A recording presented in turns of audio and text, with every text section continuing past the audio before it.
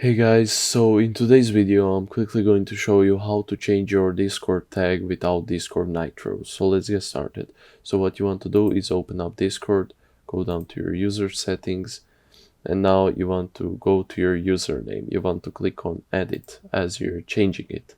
So what you want to do is you want to type your Discord tag as your new username without the hashtag. Now you will get a new random Discord tag. You can't really customize it, but it is a new Discord tag. Now after you have typed your tag, so for me this is my tag, and then you type your password and you click done.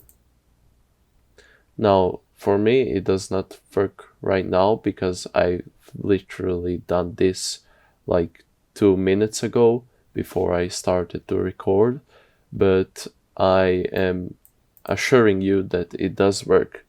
So you just type it and you will get a new Discord tag, and then everything should be, well, working again. But you have a new Discord tag now. Anyhow guys, I hope this video helped you. If you did, leave a like. If you have any questions, ask down below in the comment section.